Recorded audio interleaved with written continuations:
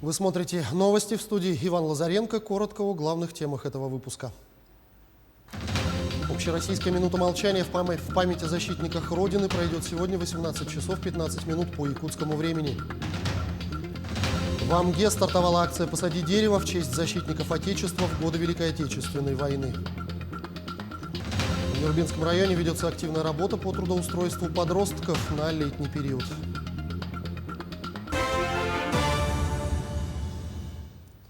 Общероссийская минута молчания в память о защитниках Родины и невинных жертвах войны к 80-летию со дня начала Великой Отечественной войны пройдет сегодня, 22 июня.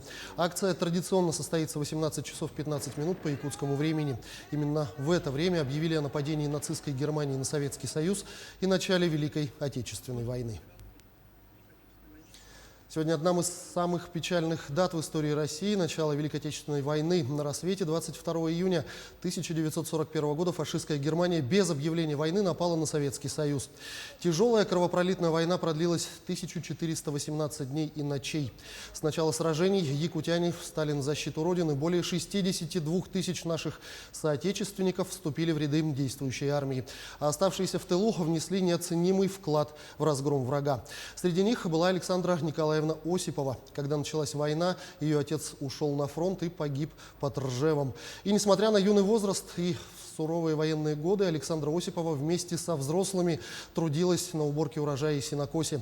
Она ветеран тыла и информационной службы МВД России, работала в секретном отделе картотек дактилоскопии. В этом году Александре Осиповой исполнилось 86 лет, и воспоминания о войне остались в ее сердце навсегда.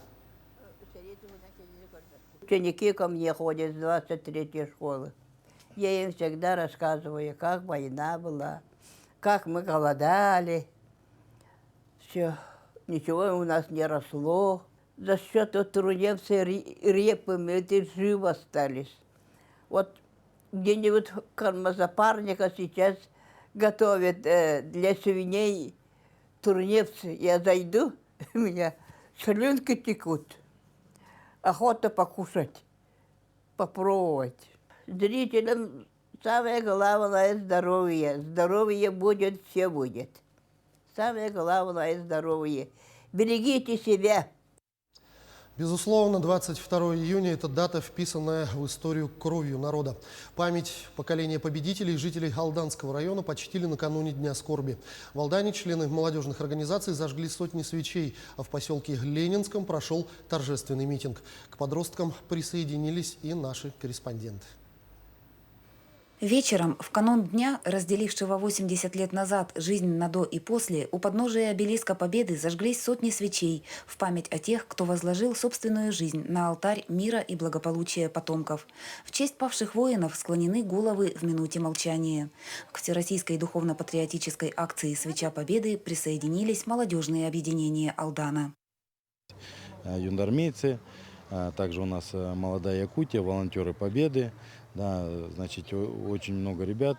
Мы зажгли свечи. Вот здесь сзади меня узор, повторяющий наш обелиск. Снизу у нас на нижней площадке Алдан помнит. 80 лет назад догорал последний мирный вечер июня, а спустя несколько часов воздух разорвал первый грохот снарядов. Накануне одной из самых скорбных дат торжественный митинг в честь поколения победителей состоялся в Парке Победы поселка Ленинский.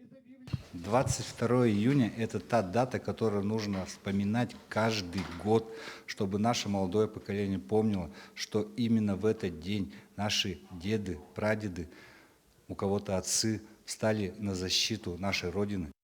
Ввиду сложной эпидемиологической ситуации акции памяти не стали многочисленными. Между тем, на митинге, инициированном бойцами отряда юнармии, присутствовали жители как Ленинского, так и Алдана. В память павших зажжены свечи, торжественные речи переплелись со стихотворениями и песнями военных лет.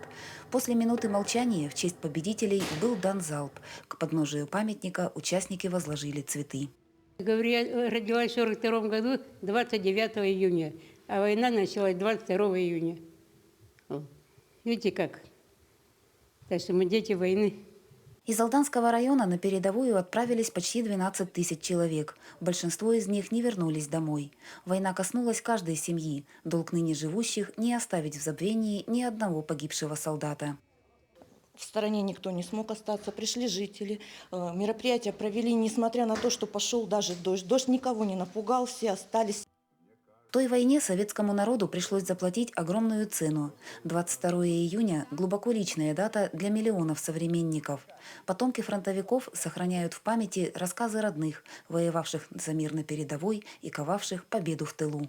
Татьяна Вахнина, Георгий Баранов, Алдан. И к другим темам. Отныне якутские онкологи будут проводить малоинвазивные операции на желудке и поджелудочной железе. Сегодня для якутских врачей с мастер-классом выступает ведущий онколог страны, директор Московского клинического научно-практического центра профессор Игорь Ходьков. Он во время прямого эфира в эти минуты проводит операцию при раке поджелудочной железы из операционной онкодиспансера для своих коллег. Прямой эфир доступен на официальной странице онкоцентра. По словам якутских онкологов, сегодня исторический день для медицины Якутии. Ведь отныне такие уникальные, но сложные операции будут проводить и у нас в регионе. По словам приглашенного гостя, сегодня такие операции можно уже делать и в самых удаленных регионах страны. Планируется выполнить здесь 2 операции: лапароскопическую дистальную резекцию поджелудочной железы и лапароскопическую резекцию желудка. То есть 2 операции при опухолях поджелудочной железы и желудка. Ну и также ряд лекций, как раз посвященных и малоинвазивной хирургии в онкологии, в различных ее аспектах, и организации онкологической помощи. Нам кажется интересным делиться таким опытом. И точно совершенно в разных регионах, в частности в Якутске, есть здесь свои интересные решения, потому что у нас география разная, регионы разные, поэтому решения не могут быть одинаковыми. Что-то и мы можем почерпнуть, безусловно, из опыта. Накануне, в День медицинского работника, 33 выпускницы медицинского Нерюнгринского колледжа в Алекминске получили дипломы специализации «Сестринское дело». Подробнее в нашем материале далее. Первый выпуск Нерюнгринского медицинского колледжа в Алекминске получил заветные дипломы. Среди них 7 человек красные с отличием. Сегодня очень торжественный, волнующий день для всех, для нас, потому что это первое наше отделение, которое существует вообще за пределами Нерюнгринского района. Ну и считаю, что, конечно, итоги у нас были очень такие хорошие. Вчера прошла у нас защита дипломов. Все выпускники показали очень высокий уровень. Первый выпуск был набран 3 года назад. За это время многие из выпускников успели получить отличные знания. Надо сказать, что это востребованные кадры. С ними предварительно заключен договор трудоустройства. Очень кстати к нам. Мы за счет совместной работы с Нерюнгринским медицинским колледжем по среднему медперсоналу закрываем свои вакантные должности. Медицинских работников в районе всегда ждут. Квалифицированный медперсонал всегда нужен. Для района это событие, безусловно, как я уже повторюсь, знаковое. Потребность в медицинских работников для нас очень высокая, особенно в отдаленных труднодоступных местах. Ну и пандемийный период тоже показал, что необходимость и нуждаемость в работниках, медиках.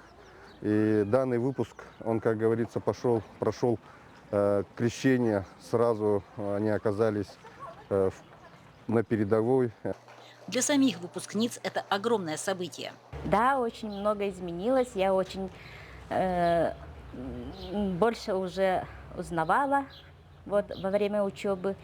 И во время учебы я даже участвовала медволонтером и узнавала, что такое медицина. Ближе узнала. Да, больше узнавала. Было сложно, ведь многие совмещали и работу, и обучение. Тем не менее, 3-летний этап пройден отлично. Долго работала младшей медицинской сестрой и давно хотела, давно мечтала об этом.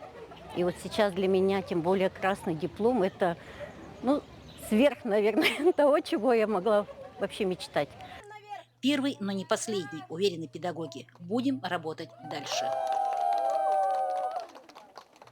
Елена Фаст, Максим Копылов, Алекминск.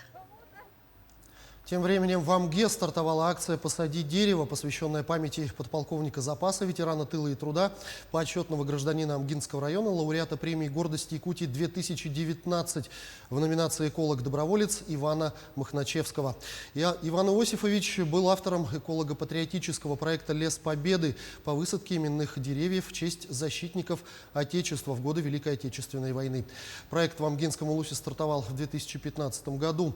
Жители села высадили вдоль дороги Амга-Нижний Бестях аллею из 1769 деревьев, которые символизируют количество павших и вернувшихся с войны жителей района. В рамках акции «Посади дерево» администрация района организовала продажу 880 районированных сортов деревьев и кустарников. Такие сорта, как черемуха, акация, яблоня и черная смородина. Наше население очень активно приняло участие. Уже есть первопроходцы, которые уже посадили возле своих участков, возле своих домов кустарники, деревья. И также мы планируем проводить эти акции ежегодно. И по нашим планам каждый амгинец должен посадить по одному дереву каждый год. А вот в Нюрбинском районе службой занятости проводится целенаправленная работа по временному трудоустройству несовершеннолетних граждан 14-18 лет в свободное от учебы время совместно с администрацией района, школами, предприятиями и организациями района. По плану в этом году предусмотрено трудоустроить 150 несовершеннолетних. Из средств республиканского бюджета на реализацию данного мероприятия по занятости подростков выделено более 700 тысяч рублей. Из местного бюджета по программе содействия занятости населения Нюрбинского района 532 тысячи рублей. Средства распределены по школам района. На сегодняшний день заключено 11 договоров с предприятиями и трудоустроено 70 подростков. Дети работают вожатыми, овощеводами, волонтерами, разнорабочими по очистке и благоустройству территорий, улиц, площадей, а также ухаживают за цветами. В летнее время Центр занятости заключает договора с предприятиями района, школы тоже заключают с нами договор. В этом году мы по плану предусмотрено на 150 детей. И городские школы тоже с нами заключают договор. И на волонтерство, на вожатых тоже дети привлекаются и работают. Также с нами работают сельские школы. Это на примере Хангаласской школы, Хорулинской, Малыкайской, Чукарской школы с нами постоянно работают. На этом наш выпуск завершен. Мы продолжим следить за развитием событий. Оставайтесь на нашем